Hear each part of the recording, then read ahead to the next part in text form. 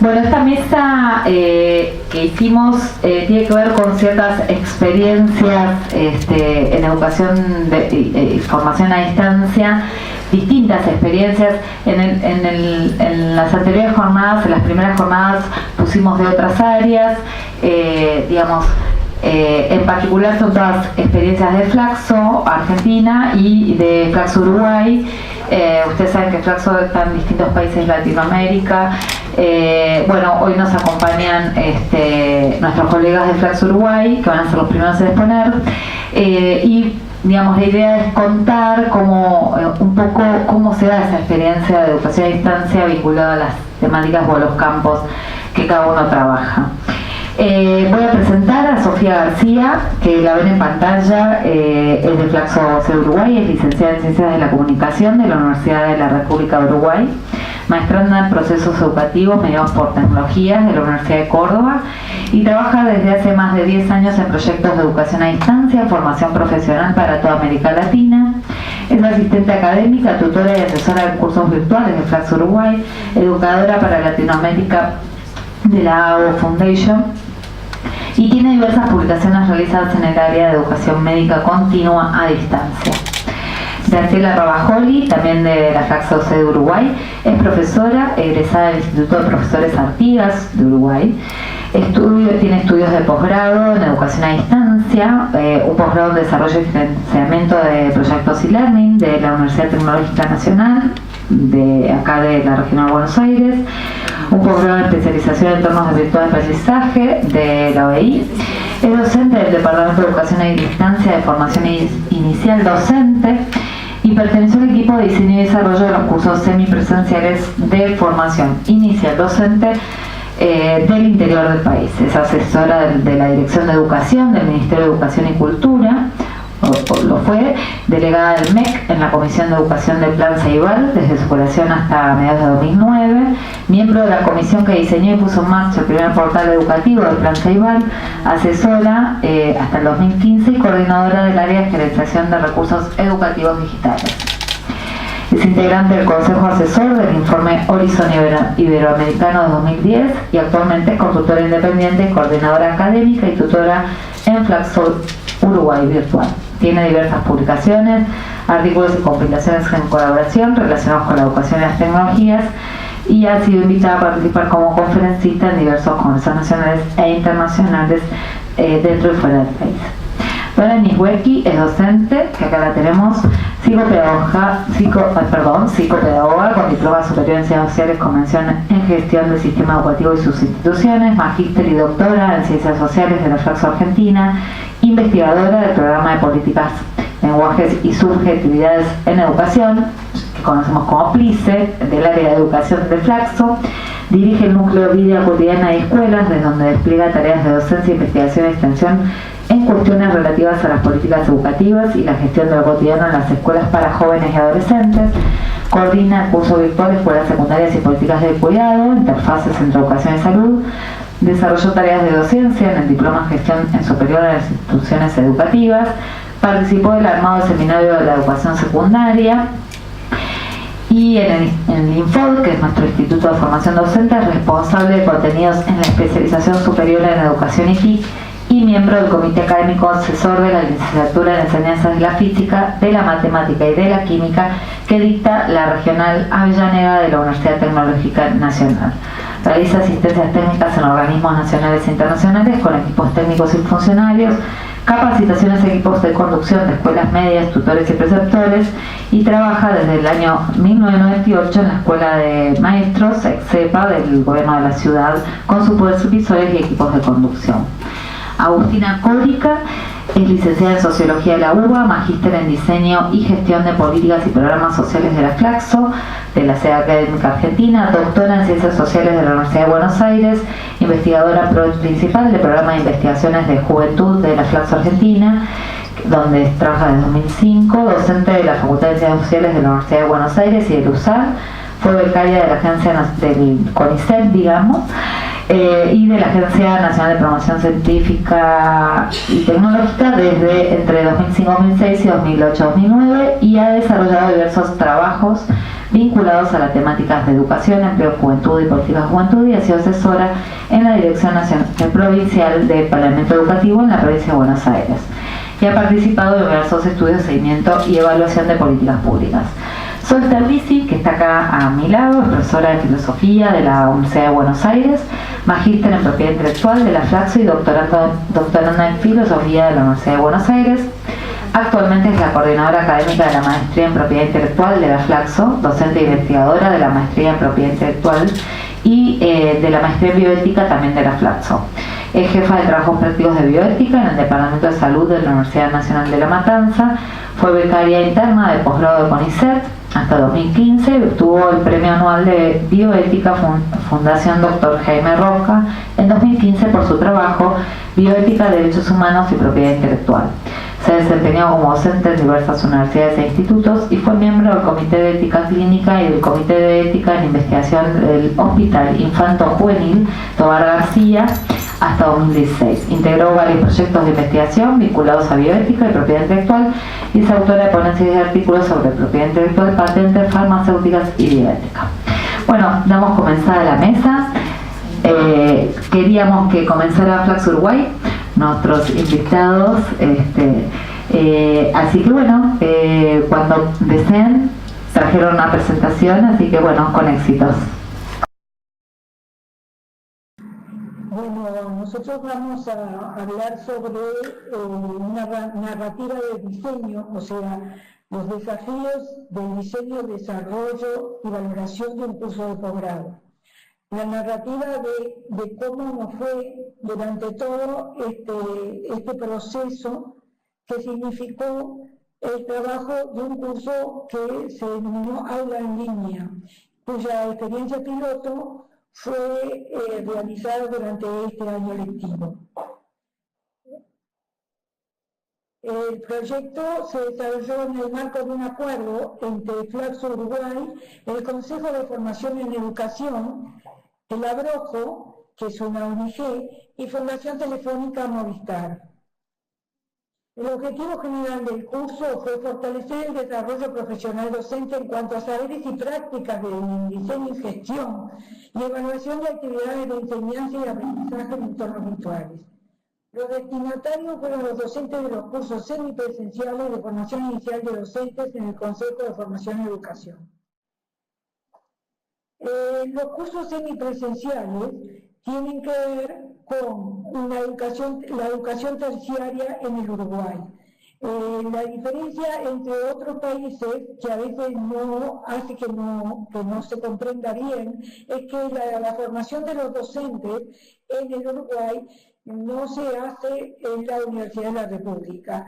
En la educación terciaria en Uruguay tiene tres maneras diferentes de hacerse. Una es una capacitación universitaria terciaria sin ser universitaria, otra que es la formación de los docentes, maestros y profesores de educación media, y la tercera es la educación universitaria de formación profesional. En este momento tenemos en el Uruguay otra universidad, una universidad específica que se ha creado en la Universidad Tecnológica, que no forma parte de la Universidad de la República, pero otorga también título universitario. Más allá de eso están las universidades privadas que también otorgan títulos universitarios, pero que son en general de formación profesional. La situación de la formación inicial hasta el 2002, de la formación inicial de los docentes, era muy característica. En Montevideo formaba docentes en institutos de desafíos únicamente para la educación media y el Instituto Magisterial Superior. Para el Instituto Magisterial, para el interior del país, los maestros se formaban en institutos de formación docente, 23 institutos de formación docente en el interior.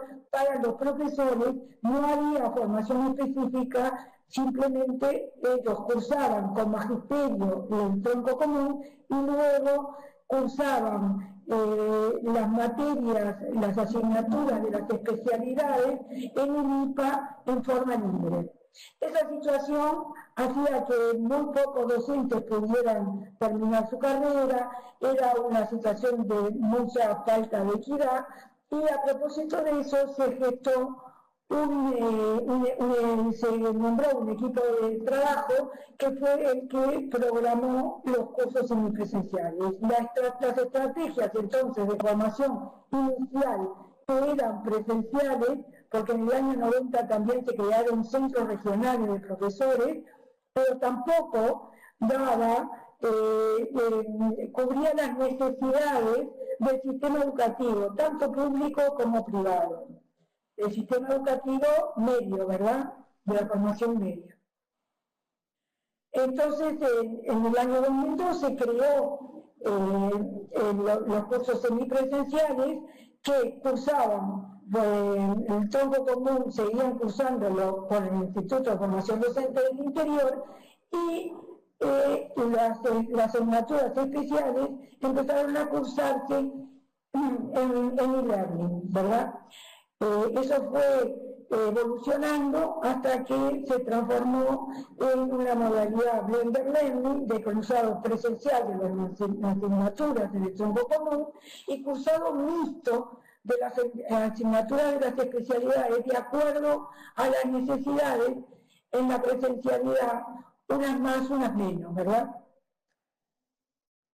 La necesidad detectada en este momento es que hay más de 3.500 estudiantes de profesorado de la modalidad dispersos en todo el territorio nacional y alrededor de 200 docentes tutores.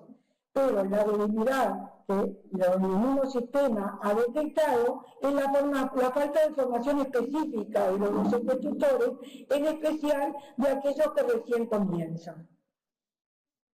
Hay varias necesidades, ¿verdad?, que todas tienen que ver con el uso de la tecnología en la formación de esos docentes, el desarrollo profesional permanente de los educadores de los cursos de formación inicial, para integrar la tecnología, para enriquecer y profundizar las prácticas más allá de la modalidad. La apropiación de competencias tecnopedagógicas desde la práctica.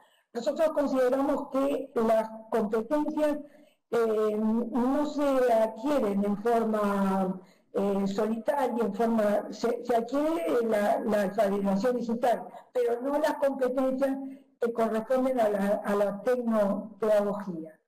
Entonces consideramos que eso sí se tiene que ver con los talleres y formación específica, en donde ellos puedan realmente reflexionar sobre lo que hacen, rediseñar sus prácticas, reconceptualizar los roles, etcétera, ¿verdad? El curso de la línea lo va a hacer la narrativa del curso. Sofía, si te puedes alejar un poquitito del micrófono para que se te escuche mejor, o bajarlo un poquitín, ahí está. Perdón que interrumpa tu exposición, que está muy interesante, por eso queremos escucharte mejor. Yo terminé, ahora me toca a Sofía. Bueno, en realidad lo que venía presentando Graciela es el contexto en el cual surge la necesidad de este curso, que desde Flaxo Uruguay, como comentaba Graciela recién, se gestionó, se hizo la coordinación académica y que tuvo como público objetivo estos docentes de formación docente semipresencial, que como decía Graciela recién, si bien es una modalidad que está instalada desde hace ya más de 10 años, 14, ¿no? 14 años, los docentes no necesariamente tienen una formación específica y de hecho no se exige ninguna formación en particular en lo que tiene que ver con educación a distancia para la elección de esos cargos. Entonces queda el criterio de los docentes formarse para seguir trabajando en esta modalidad. Surge en este contexto entonces esta propuesta educativa que como objetivos específicos tuvimos democratizar el acceso a los docentes, favorecer la comprensión del proceso de diseño y desarrollo de un curso virtual, experimentar desde el rol, ejercitar o revisar lo aprendido en la práctica, movilizar a los docentes hacia la reflexión de su propio aprendizaje, reflexionar sobre el impacto que conlleva la digitalización. O sea, en definitiva, este no fue un curso de alfabetización digital meramente instrumental, de aprender a utilizar determinadas herramientas, sino de favorecer un cambio de paradigma que permita a estos docentes centrar los procesos educativos en sus estudiantes, en las actividades, anclados fuertemente en la práctica, con actividades multimodales. La carga horaria del curso fueron 220 horas, 150 correspondientes al cursado de los módulos en línea, 20 instancias presenciales, 30 a un webinar, ahora les vamos a contar un poco de cada cosa, y 20 horas a práctica. ¿Cómo organizamos entonces en función también de las necesidades que planteaba Graciela? La organización se hizo en 3 módulos. El primero, el proceso de diseño, que es un aspecto sumamente importante y que de hecho incluso al haber terminado muchos docentes me decían qué poca atención que de repente le prestaba al diseño específico de actividades en la modalidad e-learning. El segundo módulo, cómo hacer visible el conocimiento. Y el tercer módulo, bien importante, evaluar para aprender. Entonces la evaluación en los cursos y en los entornos virtuales de aprendizaje. Tuvimos también un webinar que fue abierto, o sea que no solamente participaban estos docentes, sino que se abrió tanto acá en Uruguay como en la región, sobre prácticas educativas en entornos virtuales de aprendizaje. Y en paralelo, la práctica reflexiva, entonces, que permite la implementación de estas actividades. ¿Cuáles son los temas que atravesaron transversalmente este curso? Por un lado, la alfabetización digital, pero como decíamos, trascendiendo esa visión instrumental de aprender a usar una aplicación u otra, sino apropiarse de la tecnología y darle un giro para poder utilizar la potencialidad de la tecnología en los procesos educativos. La educomunicación y la cultura de participación, en el entendido de que los espacios virtuales son espacios donde debe primar la relación entre las personas con los objetos de aprendizaje, y la participación no es algo que en los espacios virtuales, en el aula presencial tampoco, pero que sea dado. Entonces hay que trabajar fuertemente en cómo propiciar esa participación y que esa participación sea enriquecedora del proceso de aprendizaje, ¿verdad? O sea, no solamente es contestar en un foro una consigna y no leer más nada, sino una participación que comprometa al grupo en un trabajo colaborativo, sea en un espacio de intercambio, sea a partir de el compromiso con los otros de revisar sus trabajos, de brindar retroalimentación que sea efectiva. Entonces, trabajamos fuertemente en propiciar una cultura de la participación que trascienda esta relación, digamos, punto a punto que muchas veces se da en los espacios virtuales, de el profesor pregunta, el estudiante contesta y hasta ahí llegó la conversación. ¿Qué tuvimos en cuenta? O sea, ¿qué quisimos como considerar cuando empezamos a planificar y a diseñar esta propuesta? Bueno, buscar el rediseño de las prácticas, como les comentábamos hoy, propiciar o favorecer el cambio de paradigma educativo, que busca aprender haciendo, aprender interactuando y aprender reflexionando. Las actividades virtuales que propusimos, propiciamos el trabajo en equipo y un fuerte anclaje en la práctica cotidiana de los docentes. O sea, fue un curso que en todo momento trató de traer la experiencia, o sea, lo ya sabido, lo ya conocido, para construir a partir de ahí. Como decíamos, trascendiendo el mero aprendizaje de las tecnologías involucradas y considerando una evaluación formativa y por evidencia, o sea, que ellos pudieran ir generando productos que pudieran ser evaluados, tanto por ellos mismos, o sea, autoevaluados, como por sus compañeros y compañeras, como por el equipo docente. Y promoviendo buenas prácticas en lo que tiene que ver con educación a distancia, no solo desde los materiales teóricos que se incorporaron, sino tratando de que este curso fuera ejemplo de cosas que ellos pudieran implementar luego en sus propios cursos. Como comentábamos, tenía algunos componentes transversales, más allá de la temporalización de los módulos. Hicimos una evaluación diagnóstica al comienzo, en la que encontramos muchos docentes que utilizaban el espacio virtual de aprendizaje para subir archivos en PDF, para poner una consigna en un foro y para pedir entregas de actividades y nada más. Eso, con este panorama fue que nos encontramos cuando comenzamos. Hicimos una selección de objetivos y criterios de logro para poder hacer una valoración por evidencia. Nos focalizamos en la atención de propuestas semanales con objetivos concretos que eran explícitos para los docentes. Trabajamos mucho con las rúbricas que permitían a los participantes poder saber qué era lo que se esperaba de su tarea de esa semana y que les permitiera también autovalorar su propia actuación.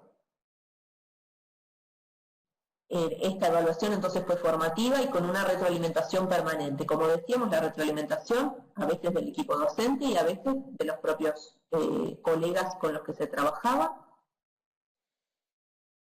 porque fomentamos la enseñanza entre compañeros y la coevaluación. Fue un proceso que lo fuimos trabajando mucho durante estos meses, de aprender a evaluar al otro y a dar retroalimentación que sea efectiva, que sirva, no solamente decir qué lindo lo que hiciste, sino que la retroalimentación aporte al desarrollo y a la mejora de las prácticas y de las actividades que se iban implementando.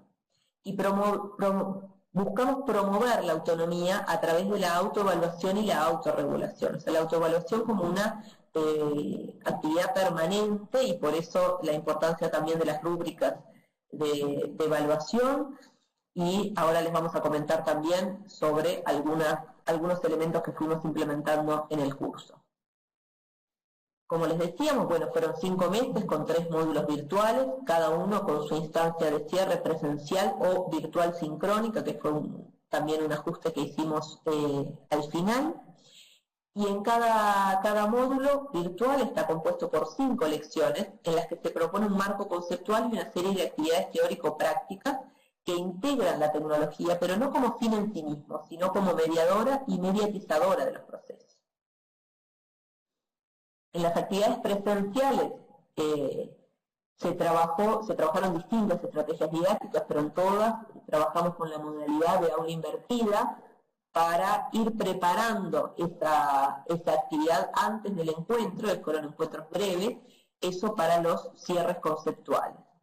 Luego se trabajaron las actividades prácticas utilizando el modelo de taller de laboratorio, donde ahí sí de repente era una cuestión más instrumental de aprender a manejar determinada tecnología. Y luego desarrollamos este webinar sobre prácticas educativas en entornos virtuales de aprendizaje. En esta oportunidad invitamos a Raúl Luna, que habló de creación, reutilización y difusión de contenidos, y a Andrés Piape, de Colombia, que habló sobre innovación educativa con prácticas educativas abiertas. De este webinar participaron 370 docentes y estudiantes de formación docente de Uruguay y de la región. Durante el último módulo, el módulo de evaluar para aprender, o sea, la evaluación en los entornos virtuales de aprendizaje, les propusimos una actividad transversal, partiendo del análisis de ejemplos de buenas prácticas.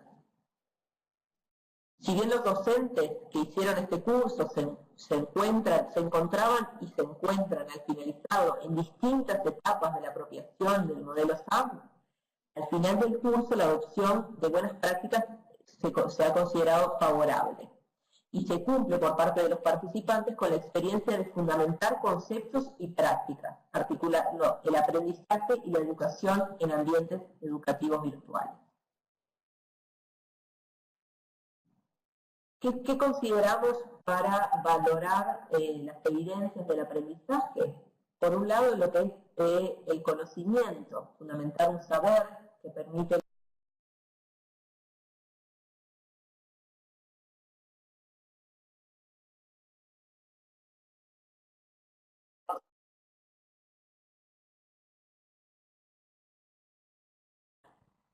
Nos escuchan porque este es un tema de conectividad de Uruguay, así que seguramente se les cortó la transmisión por eso. No sé si nos están escuchando. Pueden salir de la sala y volver a entrar. Bueno, si se interrumpe... A ver. Ahí están. Muy bien. Ahora están duplicadas. Ahí está. Genial. Pueden continuar. Hola. ¿Sí? Perfecto. Seguimos entonces. Bueno, les decíamos entonces que consideramos las evidencias del aprendizaje, al aprendizaje por conocimiento, por producto, era lo que veníamos enumerando hasta ahora, por desempeño, que tiene que ver con la actuación de los estudiantes en determinadas actividades dentro del proceso educativo, y por actitud, o sea, las evidencias que se generan a partir de los conocimientos visibles durante el proceso de aprendizaje. ¿Cómo estuvimos siguiendo estos aprendizajes para poder valorar las evidencias? Bueno, por un lado, cada participante tenía un portafolio de evidencia de aprendizajes donde iba dejando por un lado los productos que iba generando y por otro lado las reflexiones sobre el propio proceso educativo que iban cursando. Por otro lado, trabajamos en la configuración de un aula virtual en plataforma, implementando algunas de las cosas que estábamos trabajando a nivel conceptual. Y por último, en el diseño de buenas prácticas educativas virtuales, en esta actividad transversal que les comentábamos, donde primero por imitación, o sea, por ver lo que eran buenas prácticas en entornos virtuales, trabajaron en elaborar propuestas. Esas propuestas fueron valoradas y coevaluadas por sus pares, y finalmente cada persona, cada estudiante presentó una propuesta final de actividades de buenas prácticas, cada quien en su área, porque había acá docentes de distintas asignaturas, física, biología, filosofía, etc. Y un comité de evaluación valoró y seleccionó de esas actividades recibidas las 20 mejores, que van a ser publicadas en un libro digital, esperamos, antes de fin de año. Vamos a ver si lo logramos. Bueno, aquí yo no sé ustedes si lo ven del mismo tamaño que nosotros, que está pequeño, pero les compartimos lo que fue la rúbrica de la aprobación del posgrado. 34 de los 35 que finalizaron, de los docentes, 34 aprobaron, lo que equivale al 97% de los finalizados y el 83% de los inscritos. O sea, se inscribieron originalmente, en realidad el cupo era para 40, teníamos 41 cuando empezamos, fueron 35 los que terminaron todo el proceso de los 5 meses, y de esos 34 aprobaron. Ahí en la rúbrica, entonces, como van a ver ustedes, están los 3 niveles en los que se puede valorar, y lo que se valoró fue la participación en las actividades individuales del curso, la participación en las actividades grupales del curso, la asistencia a los encuentros presenciales, la participación en el webinar, no solamente el webinar, sino las actividades posteriores que se propusieron, la realización de la actividad transversal, esta que les comentaba que se va a publicar en el libro digital, el portafolio de evidencias, la creación y difusión de contenidos en el aula virtual, y la actitud frente al proceso de aprendizaje. Cada uno de estos ítems, por supuesto, tenía una matriz detallada de qué era lo que se tenía en cuenta en cada caso. ¿Qué dijeron los participantes cuando terminaron el curso? Bueno, les compartimos acá algunos comentarios que me parecieron interesantes. En este curso he aprendido a diseñar y he visto cómo lo hacen otros colegas, actividades que realmente me acercan a desarrollar habilidades que considero imprescindibles en los futuros docentes. Otra persona decía, destaco que me hizo reflexionar mucho sobre mi práctica y me dio nuevas herramientas tecnológicas que modificarán mis propuestas en el aula virtual. Otro decía que nos gustó, impactó hasta en el ámbito presencial, ¿no? Porque hay cuestiones que tienen que ver con el diseño y las prácticas educativas, que no son, si bien toman fuerza e ímpetu en los entornos virtuales de aprendizaje, no son ni cerca exclusivos de esto. Otra comentaba, perdí el temor a trabajar con herramientas digitales. No había tenido experiencias previas, motivadoras, pero ahora me manejo más fluidamente.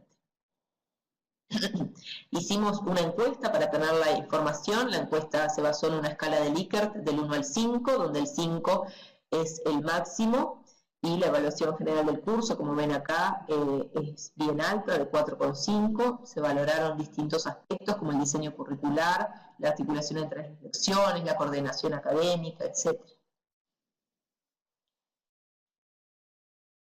El curso, esta persona lo comenta, pero bueno, hemos recibido unos cuantos comentarios de que fue exigente, con una dinámica y contenidos que están acordes a una necesaria mejora de la práctica docente. Dice esta persona, contamos siempre con el apoyo necesario por parte del equipo de docentes que llevaron adelante el mismo, lo cual permitió que ante dudas que naturalmente surgían, siempre tuviéramos a quien acudir. Su diseño permitió poder cumplir con todas las actividades planteadas, así como asistir y participar de todos los encuentros presenciales. Por lo tanto, fue muy grato y significativo el poder haber participado del mismo. Acá les compartimos quienes trabajamos en esto. Entonces la coordinación general del proyecto se hizo desde la ONG El Abrojo, Adriana Brioso, la coordinación académica desde Flaxo Uruguay, en lo que tuvo que ver con el diseño y la implementación del curso, Graciela Trabajol y bueno, quien les habla. El equipo de dinamización estuvo a cargo del Abrojo, con Pedro Bandeira, Sofía Rapa y Carlos Serra, y los referentes del CFE, en el caso del CFE fue Enzo Puglia, y de Fundación Telefónica, Beatriz Ríos y Álvaro Muñoz.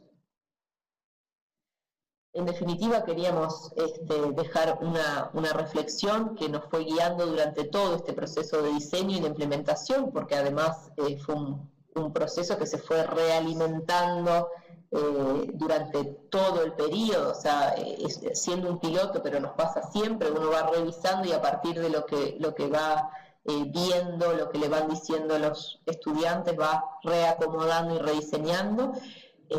Pero como la guía durante todo este proceso fue que no se trata solo de integrar la tecnología, se trata de un cambio de actitud de los sujetos de la educación y también de un cambio de las concepciones pedagógicas y comunicativas que llevan al replanteo de las prácticas. Es un poco para cerrar lo que nos fue guiando durante todo este proceso. No sé, Graciela, si querés comentar algo más. Me importaba destacar que este curso intentó, tenía un gran desafío y era que iba a ser modélico de los propios docentes, de los estudiantes de la formación inicial. Por lo tanto, acá el impacto que nosotros podíamos tener, negativo o positivo, era sobre docentes que además formaban docentes para la educación media. Y esos docentes tenían cursos de todos los años, son 4 los años del IPA, son 4 los años de la formación inicial y son 4 tipos de niveles educativos diferentes en las distintas especialidades. Había algunos profesores de práctica docente, por lo tanto, también impactaba en la práctica docente. Nos pareció muy interesante esto porque la forma de trabajar podía llegar a impactar a distintos niveles educativos, que es lo que evidentemente nos va a hacer transformar en cierta forma la formación inicial docente, que es tan necesaria ahora mejorar la calidad de los aprendizajes de los estudiantes a nivel medio, que es donde el sistema educativo tiene, al igual que sabemos que pasa en todos los países del mundo, los mayores desafíos. Bueno, muchas gracias por habernos invitado y hasta acá llegó entonces nuestra presentación. Si quieren hacer alguna pregunta.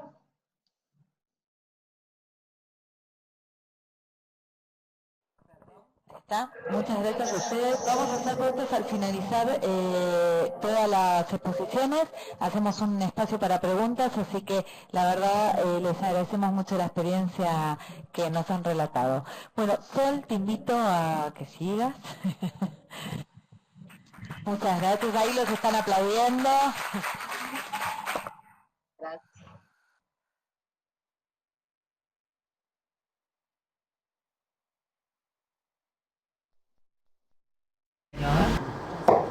Hola, ahí está, ¿no? Hola, buenos días. Antes que nada, bueno, un poco bajita, me estiro. Antes que nada, quería agradecer a Grisel y a todo el equipo de Flaxo Virtual por esta invitación. Es la primera vez que estoy acá y estoy muy contenta de compartir este espacio. Bueno, como les Tienes que hablar bien comentaba... cerquita de ese micrófono y si no, dale el otro. Bueno, ahí está, ¿no? Sí.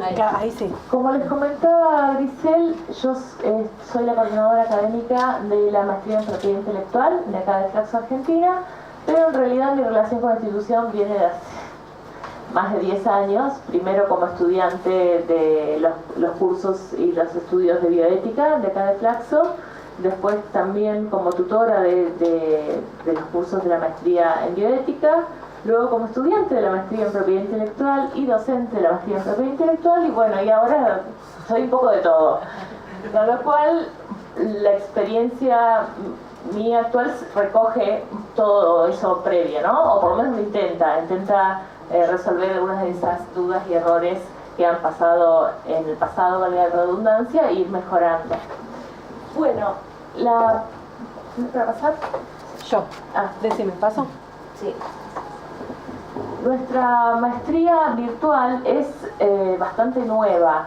En realidad, la maestría en propiedad intelectual modalidad presencial cumple 10 años esta semana, pero la virtual recién vamos con la segunda cohorte, con lo cual es bastante nuevita y estamos todavía desarrollando un montón de ideas. Y ya de la primera cohorte a la segunda cohorte hemos realizado cambios. Lo que quería contarles acá un poco es en qué consiste esa estructura que presentamos y algunas otras experiencias del área. Como ustedes pueden ver en el cuadro, lo que tienen ahí es el calendario de los 2 años que dura la maestría y es diferente de algunos otros posgrados, por lo cual empieza en septiembre y no en marzo, y son materias trimestrales. Son 3 trimestres por año, todos enteramente virtuales, con un receso en agosto y un receso en diciembre. ¿Por qué tenemos esa elección? Bueno, un poco la idea que originó la maestría en propiedad intelectual en su modalidad a distancia es precisamente acercar esta formación a otros interesados que había en el área. Tenemos alumnos presenciales también de otros países que logran mediante alguna beca o esfuerzos propios venir a estudiar aquí, pero la verdad es que teníamos bastantes interesados de afuera en realizarlo, y entonces un poco la idea era crear una modalidad a distancia para esas personas de otros países y también con un calendario más adaptable a otras comunidades educativas que difieren de la Argentina en cuanto a las fechas de comienzo y de fin, ¿no? Esa fue un poco la idea de armar la estructura con estas características.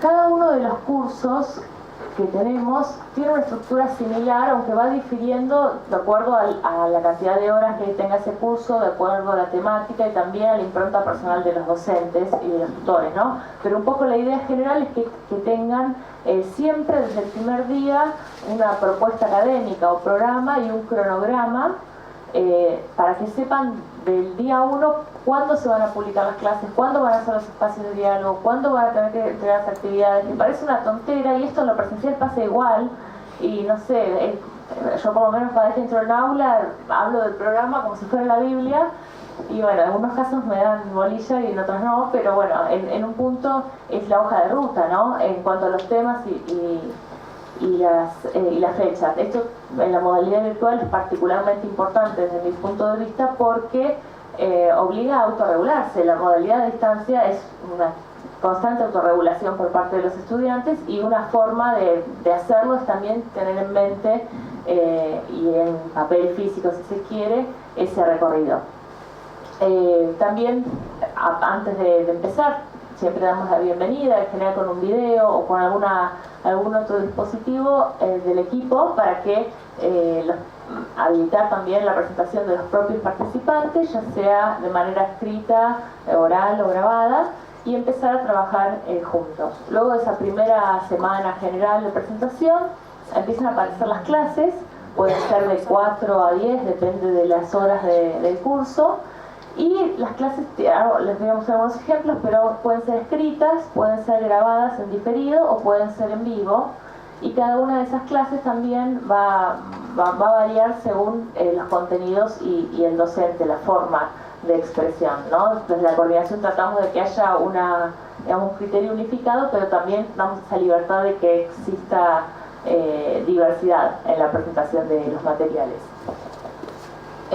También las clases vienen acompañadas de un corpus de bibliografía, en general bibliografía escrita, obligatoria y optativa, pero también recurrimos a la utilización de videos, charlas y demás como bibliografía obligatoria, recursos audiovisuales, incluso también dentro de la clase.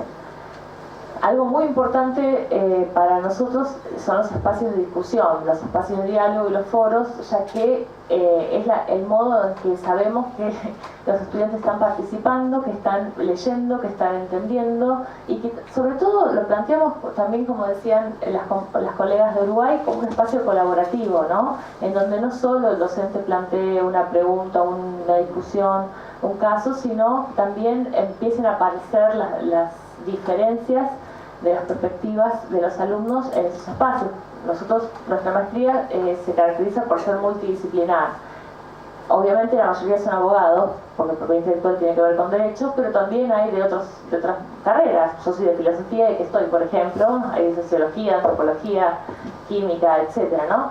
Y también de diferentes países, con lo cual en esos espacios se empieza a ver bien esa diversidad de formaciones y sobre todo de perspectivas, porque nuestra maestría tiene una perspectiva de construcción de política pública y de discusión de la propiedad intelectual. No es solamente aprender sobre propiedad intelectual, saber qué dicen las leyes sobre derecho de autor, patentes, marcas, sino precisamente discutir el trasfondo de todo eso y poder justificarlo o criticarlo desde diferentes puntos. Y eso solo se construye desde la diversidad, desde la multiplicidad, y por lo tanto en esos espacios es necesario reforzar esa conexión. Sí. No, la anterior. Perdón. Acá les mostraba, le puse unas capturas de pantalla, no sé si se llega a ver, pero igual no importa tanto los detalles, sino las imágenes, para que vean que en este caso es la presentación general con el video, la presentación de la cohorte 2, video introductorio, sus pestañas con cada una de las cosas que les venía comentando, y en el lado derecho, en uno de los cursos, el curso de marcas, donde se puede ver también la estructura. En general dividimos las clases en bloques, en diferentes secciones, como para que tengan una diferencia en cada una de las partes, una parte más introductoria y demás. Y ahí pueden verse también la clase, la bibliografía y los espacios. Ahora sí. Acá también les puse ejemplos de clases diferentes. La columna de la izquierda son 2 clases del curso Cuestiones Agroambientales. La primera fue una clase grabada para emitirse en diferido solamente para los alumnos de la maestría, donde se presentaban ciertos temas por la docente principal del curso. Y la segunda fue diferente, fue una clase en vivo, pero en realidad era un taller abierto sobre recursos genéticos para estudiantes de la maestría, pero también para otros interesados. Y fue una experiencia interesante porque se hizo con gente presencial, en vivo, y con gente a distancia, con gente interna y con gente externa, y eso permitió también discutir otras cosas y presentar la discusión de manera diferente. Ese es uno de los tipos de clases que tenemos. Después, en la del medio, es una clase del curso de Cultura, Internet y Propiedad Intelectual, que por supuesto este curso está lleno de recursos audiovisuales, videos, memes, artículos de todo tipo, porque bueno, la docente trabaja específicamente en esta área, así que estas clases son muy dinámicas en su lectura, en su presentación y en el diseño. Son, digamos, muy legibles. No todas las clases pueden ser así, ¿no? A veces hay cursos con docentes digamos, que trabajan de otra manera y se les puede solicitar, se les puede mejorar algunos de esos aspectos, pero bueno, tampoco podemos pretender que todos trabajen de la misma forma, ¿no?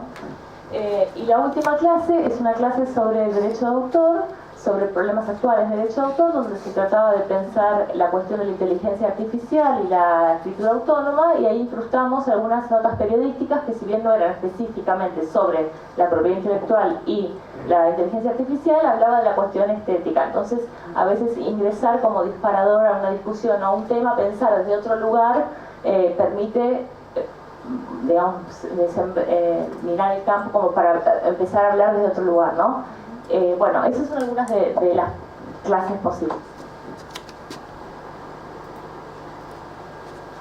Después ahí les puse las capturas de pantalla de los espacios de diálogo y de los foros, que un poco ya les comentaba antes, que la idea de estos espacios es fundamental, de que funcionen estos espacios es fundamental. En el caso de los espacios de diálogo e intercambio, son para cada clase, se hacen uno por clase o cada 2 clases sobre temas de esas clases, con la idea de reforzar conocimientos, poner en práctica casos, hacer relación teoría-práctica.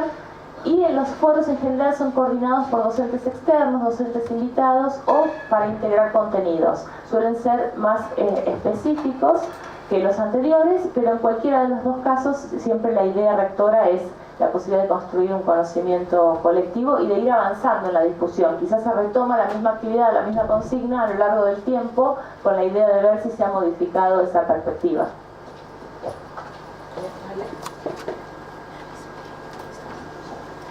Bueno, algunas de las dificultades que al menos observo en este momento, y algunas que pueden resolverse más rápidamente y otras que requieren de factores externos. La primera cuestión importante es de poder disponer para los alumnos de bibliografía adecuada en cada una de las materias. ¿Por qué digo esto? Porque en la modalidad de distancia la bibliografía que utilizamos tiene que estar disponible en acceso libre, es decir, o con una licencia Creative Commons o con algún otro tipo de acceso libre, o bien que el autor o el editor haya dado el permiso, que eso también sucede para la utilización. En la Argentina no tenemos una ley de derecho de autor que permita la excepción por educación ni nada parecido, con lo cual se restringe bastante el material que podemos dar, ¿no? Ustedes saben, en la modalidad presencial, las fotocopias, puede haber un acuerdo con Cadra y las fotocopias serían legales, o bueno, o no, pero digamos, es mucho más sencillo. En el campo virtual, que está todo expuesto, ¿no? Y la verdad es que cualquier bibliografía que uno suba queda en algún, digamos, ese registro. Es muy complejo. Hay ahora discusiones en torno a esa ley, pero que lamentablemente van para el otro lado, no para las limitaciones, para las excepciones de este tipo, sino para todavía más restricciones, con lo cual esto es un factor externo importante que no lo podemos modificar, pero sí seguir intentando buscar recursos para que así sea. En el mundo de la propiedad intelectual es relativamente chico y buscamos de prestarnos materiales entre todos, nos escribimos, ¿no? Pero bueno, en otros mundos no están así. Es un desafío que seguiremos teniendo, al menos con esto. La otra cosa que tuvimos un inconveniente, que creo que está mejorando bastante, es con la participación en los foros. Yo, como les decía, tengo experiencia hace muchos años como tutora y en general no había tenido esta dificultad. Siempre tenía muchos alumnos muy participativos, bueno, y no costaba realizar actividades con esos grupos. En nuestra primera corte, que era una corte relativamente chica, muy diversa, y que yo estoy hace un año más o menos, pero anteriormente había una otra coordinación, no se lograba en ese grupo tener buena participación. Cuando yo me ponen como coordinadora, empezamos a trabajar bien ese punto, porque veíamos que había como un decaimiento. Los estudiantes seguían, no es que abandonaban, leían, pero no había movimiento en el campus. He puesto hasta el dibujo de la bola de Homero Simpson, imagínense, ¿no?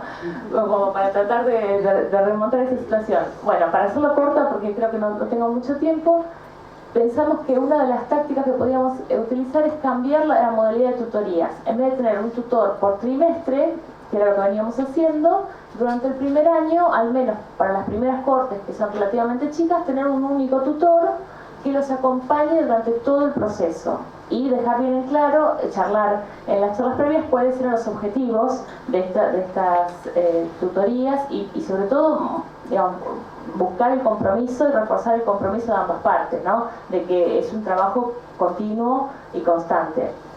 Bueno, hicimos ese cambio y hasta ahora, hace unos meses que estamos con esto, dio muy buenos resultados. Está funcionando muy bien la participación de los alumnos, entre ellos y con el docente, y el docente también está muy contento. Y la otra cosa vinculada a esto también es la evaluación, que en una maestría como la nuestra, donde en general la formación de nuestros estudiantes inicial es bastante rígida, cuesta salir quizás de ciertas formas tradicionales de evaluación, y creo que por lo menos es necesario empezar a pensar otras formas. Por supuesto, los ensayos, las actividades y demás, pero también tener en cuenta la participación en estos otros espacios, pero de manera integral, no como un puntito más por participación, sino que se forme parte real de esa nota. Y lo último es contar también brevemente una experiencia. Vale. ¿Perdón? Sí, acá es un poco insistir con lo que les venía diciendo, ¿no? Seguir promoviendo la participación, seguir promoviendo los webinars, sobre todo compartidos, y pensar en otras formas de evaluación. Y lo último que quería compartir, para no pasarme con el tiempo, es otras modalidades que tenemos de cursos. En realidad, la maestría en propiedad intelectual surgió por experiencias previas de cursos sueltos que teníamos. Uno de esos cursos era Teoría de la Propiedad Intelectual, donde yo estaba como autora y como tutora, y fue muy buena experiencia y nos permitió pensar también en una maestría más amplia. Pero el último de los cursos que tenemos es un curso en convenio con una institución, con el CONICET. Lo empezamos este año y es una experiencia sumamente interesante porque proviene de una necesidad social específica de una institución de formar a los investigadores en propiedad intelectual. Cada vez más el CONICET está necesitando que los investigadores conozcan de estos temas porque promueve la transferencia de tecnología, promueve no ya solamente que escriban papers sus científicos investigadores, sino también que logren realizar procesos o productos patentables o bajo digamos, una marca, etcétera, cualquiera de sus formas que tiene la propiedad intelectual.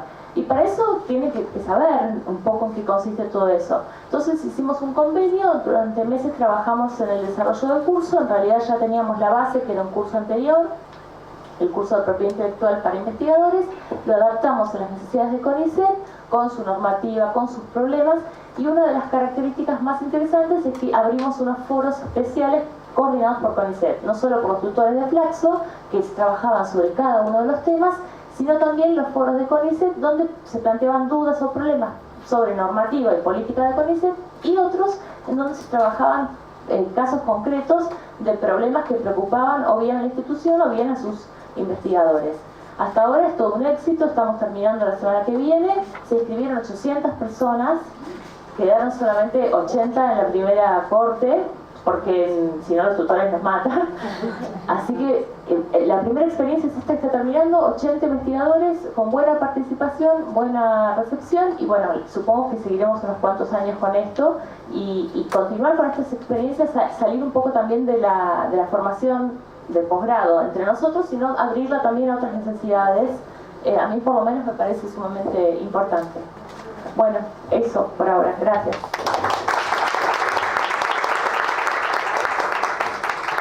Agustina, yo. Hola. ¿Está encendido? No, acá al medio. Ahora sí. Bueno, hola, buenos días. Hoy estamos en la mañana. Bueno, muy interesante las exposiciones de nuestras colegas de Uruguay y de Sol. Y bueno, en particular la experiencia que venimos teniendo en el programa de Juventud, que forma parte del área de Sociedad y Vida Contemporánea, nosotros iniciamos con un curso.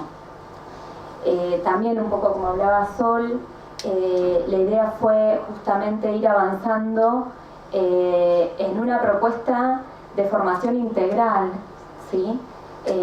Siempre pensando en esta modalidad virtual, a partir del curso que empezó en el 2009, que era sobre jóvenes, educación y trabajo, avanzamos en el 2014 con una propuesta de diploma superior, que, bueno, en Flaxo en particular, Argentina, es una propuesta que tiene una titulación o una certificación distinta que lo que sería un curso de posgrado un poco más corto, y esperamos que el año que viene podamos avanzar en una propuesta mayor ya de maestría. Bueno, estamos en eso.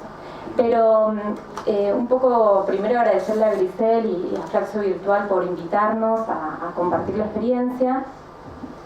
Yo pensaba, bueno, a ver qué les puedo contar de toda la experiencia que tenemos a lo largo de todos estos años.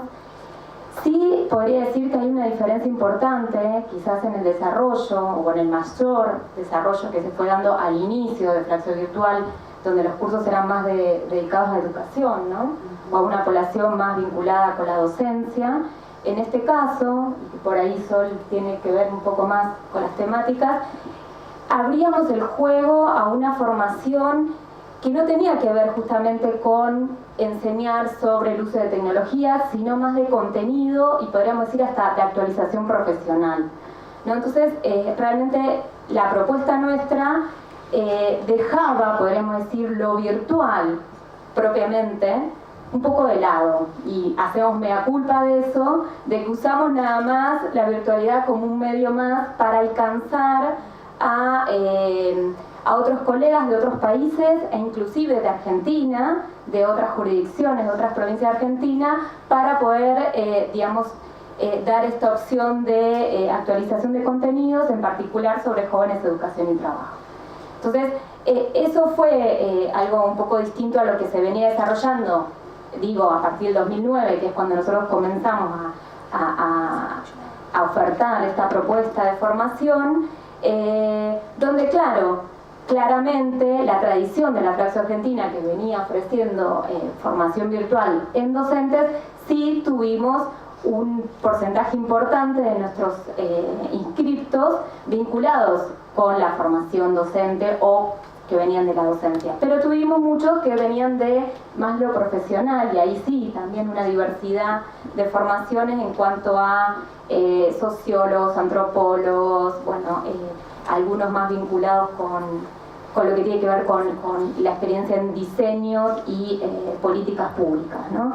Entonces, y voy a irme echando algunas cosas de la experiencia con los desafíos con los que nosotros nos fuimos enfrentando, que uno de los desafíos era justamente donde nosotros manejamos una población heterogénea en cuanto a formación, en cuanto a experiencia y en cuanto a lo que ellos venían a buscar a nuestro posgrado, digamos. Cuáles eran los intereses, podríamos decir. Pero más allá de esos desafíos, que sí fueron al inicio muchos, y que en los foros nosotros pudimos, los foros fue un aprendizaje muy importante de saber justamente, no hicimos un diagnóstico, una evaluación diagnóstica, sino que nos lanzamos a, bueno, esta es nuestra oferta, y en los foros fuimos articulando los distintos conocimientos o esta heterogeneidad de experiencias profesionales e intereses que hicieron muy rico, no solo en cuanto a esta distinción de los perfiles de los inscriptos, sino en cuanto a los perfiles de qué país venían, ¿no? Y de qué lugar, sea zonas rurales o urbanas. Para nosotros y para el contenido de nuestra propuesta era uno de los elementos muy importantes y que favoreció, y inclusive en la evaluación que tuvimos o en las evaluaciones que fuimos teniendo, es un factor o un elemento que es valorado, ¿no? Esta heterogeneidad y el intercambio que se genera en estos espacios de foro, de estas diversidades de experiencias en cuanto a los distintos ámbitos de los cuales provienen nuestros inscriptos y participantes. Bien. Otra de las cuestiones que nosotros nos planteamos como desafío es justamente pensar en los contenidos y el conocimiento que estábamos dando vinculado con una mirada regional latinoamericana. Y eso sí sigue siendo un desafío para nosotros, porque lo pensamos como un curso de formación, actualización, en contenidos en particular sobre educación, trabajo, política pública, pero con una mirada latinoamericana. Entonces, en ese sentido, nosotros la estructura, tanto del curso como el diploma, y a su vez lo que vendrá a futuro, lo pensamos en esta visión latinoamericana, incorporando docentes e investigadores de distintos países de América Latina. Entonces, la estructura de nuestro curso tiene que ver más con un docente autor, ¿sí? Está también dividida en módulos y a su vez esos módulos compuestos por clases, pero esas clases escritas, ¿sí? Algo bastante tradicional, y eso también es un desafío para nosotras, que en general, bueno, somos más de la sociología y venimos más de la academia y no tanto de la práctica, aunque pensamos la academia junto con la práctica, cómo articular, ¿sí? Lo tradicional, que en general se da en propuestas presenciales, en un formato virtual, ¿no? Entonces, por eso voy mechando las cosas que fuimos haciendo y los desafíos que nos seguimos proponiendo, porque fuimos incorporando algunas cuestiones, como puede ser, como planteaba Sol, es un poco muy parecida a la estructura que nosotros tenemos, esto de módulos, los módulos compuestos por clases y a su vez los espacios de intercambio por foros. Pero me pareció re interesante esto que vos presentaste, estos distintos tipos de clases. Bueno, pensando en cómo incorporar, nosotros ahora lo tenemos como muy separado, cómo integrar esa separación que nosotros hacemos uso del campus virtual, pero no integrándolo, ¿no? Entonces, como un desafío de integrar una clase escrita, ¿sí? Con mucho contenido, muy interesante, cómo incorporar en esa clase escrita recursos que pueden proveer este formato virtual, ¿no? Por ahora nosotros tenemos clase escrita, foro, y en los foros tratamos de innovar un poco con algún video de uno de los profesores del módulo que sea disparador, o a veces ponemos una consigna que sea disparador, pero no lo integramos dentro de la clase, digamos, son estancos separados por ahora. Pero bueno, para nosotros es un desafío, no venimos del campo virtual, de la formación en este sentido, sino solo del contenido académico, que tiene que ver mucho con nuestra experiencia de investigación en estos temas, y por lo tanto también de nuestro intercambio con distintos colegas latinoamericanos y también europeos de las temáticas sobre juventud. Bien. Disculpen el desorden, pero me pareció mejor hacer como una charla de ir incorporando cuestiones que venimos, inclusive seguimos pensando, digamos, para mejorar. Bien, una de las cuestiones que valoran mucho es la aplicabilidad de los contenidos a la práctica profesional. Y eso atraviesa todo, tanto los cursos como el diploma, ven como un espacio muy interesante para pensar la práctica profesional. Y en ese sentido, para nosotros nos propusimos como un desafío cómo incorporar, con esto de salir un poco de la evaluación tradicional, cómo incorporar esta necesidad o esta valoración en el tipo de evaluación que nosotros podemos proponer, digamos. Todavía sigue siendo un desafío, pero me parece que por ese lado la modalidad virtual puede ayudar a innovar en evaluar los contenidos desde otra forma, ¿no? Y bueno, hay cosas que ya Sol puntualizó en cuanto a la bibliografía, que es un tema bastante complicado, en cuanto a los autorías y los permisos, y bueno, Sabemos que no todos nuestros estudiantes tienen acceso a bibliotecas virtuales. Sabemos que no todos tienen muy buena conectividad, se dice, ¿bien? Y eso es un desafío para nosotras, porque queremos proponer un curso con actualización de los contenidos, que en eso es favorable por el proceso en el que estamos viviendo, que la actualización de los contenidos cada vez está más disponible, ¿sí? Pero por otro lado, y ese es el problema que tenemos, que no solo queremos que sea la actualización, sino que lo que vemos que como nuestros estudiantes son bastante heterogéneos, vienen de distintos ámbitos o campos académicos, también nos interesan que tengan lecturas clásicas. Y ahí es el problema, que nos encontramos con que las lecturas clásicas son las que menos accesible tenemos, ¿no? Entonces, bueno, creo que dentro de esta problemática de la bibliografía y del acceso a la bibliografía que presentamos en las clases, las lecturas clásicas y los libros clásicos sería como un desafío de cómo hacer para acercar a todos los estudiantes de toda la región latinoamericana, e inclusive hemos tenido algunos de Europa, con más escasos, pero hemos tenido. Bien, y quizás me queda algo más para intercambiar, pero me parece que para nosotros nos dio un resultado muy optimista el rol de tutor. Es lo que vos decías, Sol, para nosotros el tutor de nuestros cursos fue el que mantuvo y el que sostuvo el vínculo con la propuesta de posgrado y individualizado en cada estudiante.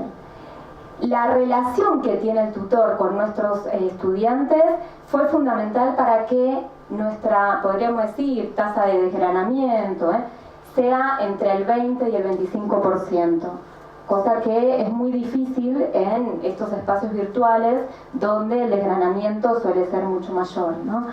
Y por nuestros estudiantes es muy valorado esta personalización del seguimiento del tutor en todo el proceso de aprendizaje de posgrado. Así que bueno, muchas gracias y quedamos abiertos a debates.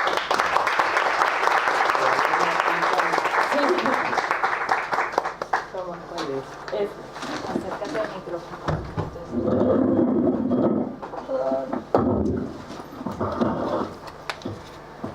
Hola, buen día. En principio, gracias Grisel por la invitación y todo el equipo de las chicas y los chicos de Flaxo Virtual. Un saludo a las colegas uruguayas y bueno, un gusto conocer a Sol, que pese a que trabajamos en la misma institución, recién hoy nos conocemos, y con Agus, bueno, tenemos algún tipo de intercambio.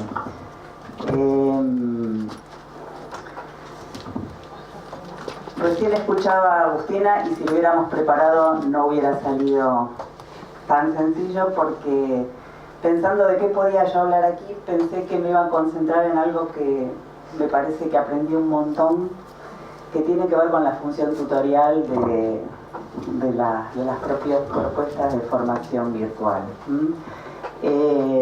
Y pensando cómo lo iba a presentar, ayer me senté en la computadora, traté de armar una PowerPoint que no me salió. Solo hice 2 diapositivas para contarles dónde empezó todo, porque después siguió y terminó y sigue aún aquí en esta institución, en la Flaxo. Pero están las 2 diapositivas, ¿esas? Bueno, les cuento brevemente. Todo empezó en el año 1998, cuando a mí me echaron de una escuela y me quedé sin trabajo, y bueno, las vueltas de la vida hicieron que un colega de trabajo me invite a participar de una experiencia en formación, de una experiencia novel, que era armar un centro de planeamiento tecnológico y teleeducación dependiente del rectorado de la Universidad Tecnológica Nacional. No teníamos ni lugar, éramos un grupo de personas que nos prestaron una terraza en el Instituto Nacional del Profesorado Técnico de la calle Triunvirato, para los que lo conocen. bueno, allí se construyó el sitio, me nombraron directora, yo no sabía nada de educación a distancia y de teleeducación, sí sabía de educación, sí me estaba formando, ya estaba aquí en la Flaxo estudiando el posgrado en gestión educativa, que en ese momento era presencial. Hace mucho de esto, en el 98, y bueno, y se formó este centro de planeamiento tecnológico, que si querés pasar a la segunda y última diapositiva, tenía estas áreas y estas funciones. Todo estaba por hacerse, todo estaba por inaugurarse, y entre todos el diseñador gráfico, el programador, las gogas, como nos llaman los ingenieros a nosotros dentro de la UTN, las pedagogas. Bueno, empezamos a trabajar y conformar un equipo de trabajo, y junto con mi compañera Mariana Figueredo, en ese momento era un centro que había formado el ingeniero Virgilio, y yo lo quiero decir porque en realidad él tuvo una visión muy profunda en relación a esto. Imaginen que era el 98, donde hace 20, van a ser 20 años. Y nos dimos cuenta al ratito de comenzar con Mariana que la dificultad mayor pasaba por cómo invitar a los alumnos a una formación a distancia y cómo sostenerlos en una propuesta de formación diferida en el espacio, diferida en el tiempo, aún con dial-up. La fibra vino bastante después, y nos pusimos a investigar. Apelamos a las revistas Paturuzú o Ricotipo, que había en ese momento, que tenían la propaganda de la educación a distancia, que eran paquetes de contenidos que llegaban por correo a las viviendas de las casas, y ahí nos dimos cuenta de, bueno, que era necesario poner algo de letra conceptual respecto de qué significaba la tutoría para una propuesta de formación virtual. Y escribimos nuestro primer curso, que se llamaba Aula Virtual Función Tutorial, donde Vygotsky fue nuestro, ideólogo en ese momento. Teníamos mucho de intuición, nos pudimos apoyar académicamente y conceptualmente en él. Y bueno, y la experiencia de la UTN siguió siendo, acompañamos a las regionales de todo el país a conformar sus propuestas de formación, pero luego me quedé aquí después de egresar como alumna de los posgrados de gestión y de especialización en gestión, y empezar la maestría aquí en educación, y trabajé por casi 11 años en el posgrado en gestión educativa, donde realmente creo que ahí fue donde entendí el sentido y la importancia del trabajo de un tutor en una propuesta de formación virtual. Nosotros nos reuníamos quincenalmente los tutores tendríamos que haber participado previamente y ser egresados de la experiencia de formación para poder acompañar fundamentalmente en contenidos a los cursantes, y cada 15 días nos juntábamos no solo a debatir sobre la bibliografía, sobre los contenidos de las clases que escribíamos, sino también, cómo mejor acompañar a cada uno de los integrantes de cada uno de los grupos que nosotros teníamos. La preocupación por Ni Una Menos, o en realidad era la película en aquel momento de Kim Ki-doo, Ni Uno Menos. Si no la vieron, después les cuento en un ratito de qué se trata. Pero para cada nosotros teníamos como una premisa fundamental, y es que cada alumno sea único, y que sabíamos que en esto de estar diferidos en el espacio y en el tiempo, cada vez que nos comunicábamos con un alumno era una oportunidad que no podíamos desaprovechar. Entonces construimos algunas premisas, como que la primera que les dije, que cada alumno era único. También definimos los mejores usos y aprovechamiento de cada uno de los espacios o soportes de la propuesta de formación virtual. ¿Qué íbamos a trabajar en el correo? ¿Qué íbamos a trabajar en los foros? ¿Qué tipo de comunicación íbamos a tener desde la tutoría para atender a todos hablándole a cada uno, o para hablar a cada uno atendiéndole a todos? Construíamos textos colectivamente en relación a esto. Y teníamos algunos desafíos que fui punteando. Por un lado, esto que les decía de los usos de los distintos espacios que prevé un entorno virtual. Y los desafíos pasaban por algunas cuestiones que todas las colegas acá fueron mencionando, que tenían que ver con cómo sostener una participación sostenida en los espacios de intercambio, en donde lo que nos importaba también es que, además de la frecuencia de la participación, el contenido y el sentido de las participaciones vaya teniendo sustento conforme iba pasando la formación y nosotros podamos evaluar el corrimiento de la pura opinión a la inclusión del saber y del conocimiento, es decir, la reflexión. Esta era una de las cuestiones. Después, por otro lado, que también lo mencionaron las chicas aquí, tiene que ver con la generación de lo que nosotros llamábamos dialogía en aquel momento. Digamos, las participaciones en los foros no son sinónimos siempre de poder leer, hacer lugar y escuchar y dar cabida a lo que el otro dice para después yo montar mi intervención sobre eso. Y es un tema, digamos, no está resuelto. Yo creo que forma parte de los pendientes y los desafíos. No da lo mismo, yo opino que, a mí me parece que... y ahí el lugar del tutor tiene un rol fundamental. El tutor, además de arengar con la bola de Bart, me encantó. Además de arengar en ese sentido, tiene que poder tener, por un lado, también una periodicidad de intervenciones, ¿no? En el sentido de que tenés que entrar todos los días, tenés que ver quién participa, tenés que ver el mejor modo de decirle al que hace ya 3 días que no participó, cómo te va, en qué andás, cómo anda, digamos, por dónde andan tus lecturas, digamos, teníamos un repertorio, nos colaborábamos entre los tutores, digamos, como para saber cómo mantener vivo el intercambio, pero un vivo con letra viva también, digamos, no era cuestión tan solamente de que el campus es muy informante de estas cuestiones, no es cuestión solamente de saber cuántas entradas tuvo el alumno en cada uno de los módulos, sino, bueno, ¿qué pasó en esas entradas? Digamos, ¿qué tipo de contenido, qué movimiento observamos nosotros en las intervenciones de ese colega? Y ahí, digamos, la participación de los tutores es fundamental. Y también es fundamental el proceso de acompañamiento individual en la construcción de saber y el poder dar cuenta de esa construcción de saber en los procesos de escritura. Nosotros sabemos que la construcción del conocimiento puede ser social y compartida, pero el saber que cada uno se apropió es de cada quien. Y cómo sabe cada uno de qué saber se apropió, se tiene que sentar y poder escribirlo y poder pulirlo. Y ahí, ahora con las nuevas reformas en educación hay una frase muy que a todos nos va a sonar, que tiene que ver con el acompañamiento a las trayectorias escolares. Bueno, para nosotros esto fue un tema desde siempre, es decir, en el momento de escritura de los trabajos era un 1 a 1, recibir cada uno de los trabajos, ver, digamos, cuál era la lógica que lo estructuraba, qué contenidos estaban presentes, pero fundamentalmente qué proceso de pensamiento se activó allí. Es importante en toda propuesta de formación, sea a distancia o no sea a distancia, que uno salga distinto de cómo entró en relación a los contenidos de los cuales se apropió, pero también a la forma de comunicarlos y a la profundidad que gana en ese contenido, ¿no? ¿Cómo estoy de tiempo?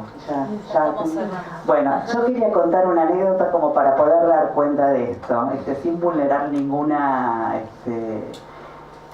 nombre. Una vez estábamos corrigiendo con una compañera trabajos que habían sido comentados entre nosotras y vueltos a revisar a unos estudiantes, y mi compañera me lee algo, me dice, mira, yo le puse esto y mira lo que me contestó, y leo un texto que yo decía, wow, está bueno, y de repente me di cuenta que yo lo había escrito, ese texto, y que yo se lo había escrito, ese texto, a otra alumna de otro aula,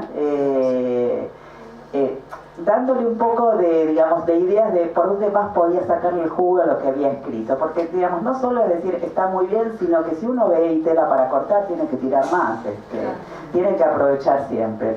Y ahí nos surgió como el dilema moral, ¿la desaprobamos porque hubo plagio y copia o sacamos de esto también una experiencia de pensamiento y producción?